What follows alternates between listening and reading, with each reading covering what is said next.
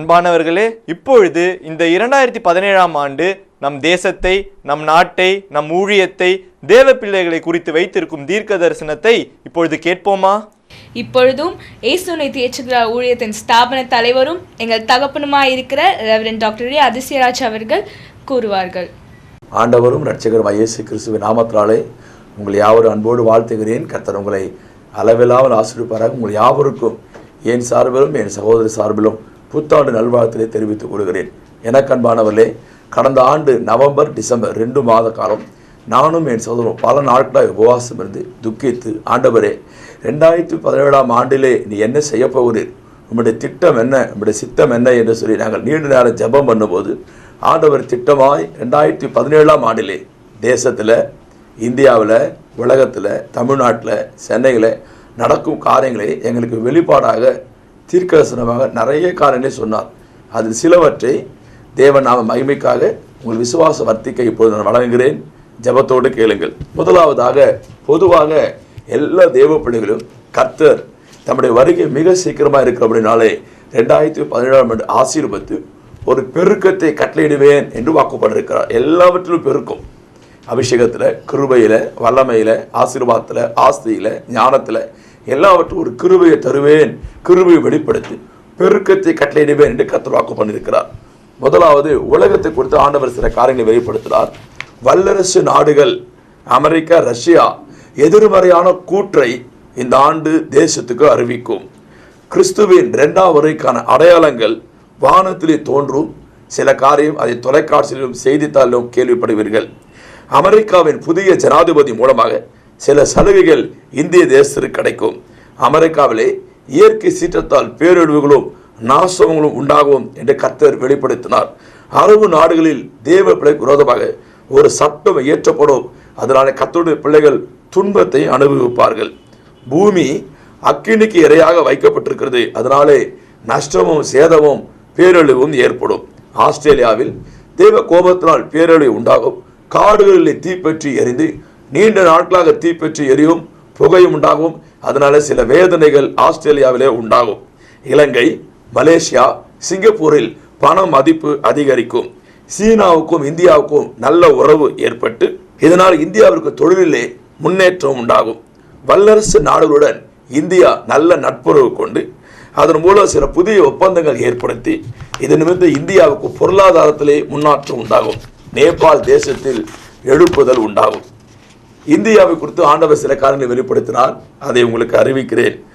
பெரிய அரசியல்வாதி ஒருவர் கைது செய்யப்படுவார்.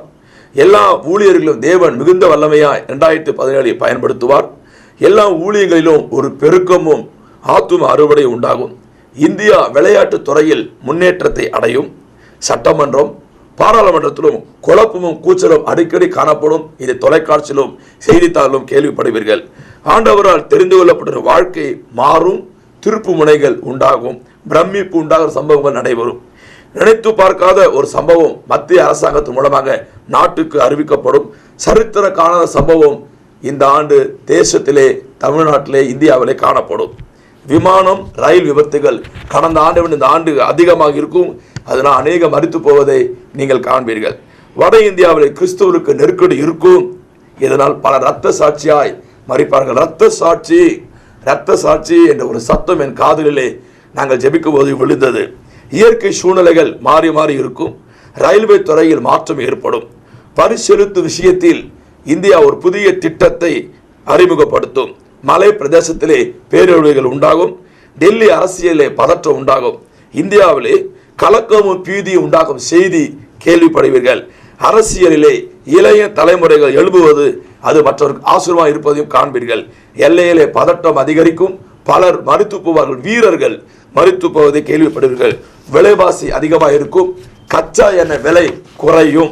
கர்த்தருக்கு மகிமை உண்டாவதாக. தமிழ்நாட்டிலே நடக்கும் காரியங்களை கர்த்தர் வெளிப்படுத்துகிறார். புதிய வியாதியினால் மக்கள் மரித்து போவதை கேள்விப்படுவீர்கள். தமிழ்நாடு அரசியலிலே மாற்றம் ஏற்படும். தமிழ்நாட்டில் புகழ்பெற்ற நடிகர் ஒருவர் மரித்து போவார். ஒரு நட்சத்திரம் தேசம் விட்டு மறையும். தமிழ்நாட்டில் சில கட்டடங்கள் தீப்பற்றி எரிது. அதனால் பேரழிவு நஷ்டங்களும் ஏற்படும். எல்லையில் கேரளாவில் சலசலப்பு உண்டாகும். ஆந்திராவில் குழப்பம் உண்டாகும். கர்நாடகாவிலே பதட்டம், மக்களிடையே பிரச்சனை அதிகரிப்பதை நீங்கள் கேள்விப்படுவீர்கள். தமிழ்நாட்டிலே ஜபத்தின் விளைவாக எழுப்பது உண்டாகும். தமிழ்நாட்டில் மழை இல்லாத காரணத்தினால் தண்ணீர் தட்டுப்பாடு உண்டாகும். தமிழ்நாட்டில் பள்ளி மாணவர்களுக்கு புதிய சட்டம் 2017-18 அரசாங்கத்தால் வெளியிடப்படும். தமிழ்நாட்டின் மலை பிரதேசங்களில் அழிவு உண்டாகும். ரேஷன் கார்டு மூலமாக வறுமை கோட்டு கீழ் இருக்கும் மக்களுக்கு தமிழ்நாட்டு மூலமாக சில சலுகைகள் அறிவிக்கப்படும். தமிழ்நாட்டில் சட்டசபையிலே சில மந்திரிகள் இலாக்குகள் பதவிகள் மாற்றப்படும். தமிழ்நாட்டில் மின்சார கட்டுப்பாடு ஏற்படும். தமிழ்நாட்டில் இயற்கை சூழலையும் மாற்றி ஏற்படும். கடைசியாக சென்னை குறித்த கர்த்தர் சில காரியம் வெளிப்படுத்தினால் அதை உங்களுக்கு அறிவிக்கிறேன். புதிய வியாதினாலே சென்னையிலும் அநேகர் மறுத்து போவார்கள். இதனால் துக்கம் சென்னை பட்டணத்தில் அதிகரிக்கும். ஆசிரியருக்கு சில சலுகைகள் முதலமைச்சரால் அறிவிக்கப்படும். சென்னையிலும் சில கட்டடங்கள், முக்கியமாக அரசு கட்டடங்கள் தீப்பற்றி எரியும். சென்னையில் உள்ள புகழ்பெற்ற கல்லூரி ஒரு மாபெரும் பிரச்சனை ஏற்படுவது செய்தித்தாளர் தொலைக்காட்சி அடிக்கடி கேள்விப்படுவீர்கள், பார்ப்பீர்கள். சென்னையிலும் தண்ணீர் தட்டுப்பாடு ஏற்படும், நிலநடுக்கம் உண்டாகும். சென்னையிலும் மின்சார தட்டுப்பாடு அதிகமாக இருக்கும். சென்னையிலும் இயற்கை சூழ்நிலை மாறி இருக்கும். கர்த்தருக்கு மகிமை உண்டாவதாக. அன்பானவர்களே, இதெல்லாம் எங்கள் பெருமைக்கோ தேவன் வெளிப்படுத்துவதற்காக நாங்கள் டிவிடியில் பதிவு செய்யப்படவில்லை. இது ஒன்று தேவன மகிமைக்காக, மற்றொன்று நீங்கள் இந்த காரணம் ஜெபிக்கணும். தேசத்திலே கர்த்தருடைய வருகைக்கு அடையாளங்கள் நெருங்கி கொண்டிருக்கிறது. ஆகவே தேவ பிள்ளைகளுக்கு பாதுகாப்பு சுகம் உண்டாக, ரட்சிக்கப்படாத பிள்ளைகள் தேவ அன்பை அறிந்து கொள்ள நீங்கள் ஜெபியுங்கள். கர்த்தர் உங்களை ஆசீர்வதிப்பார். God bless you.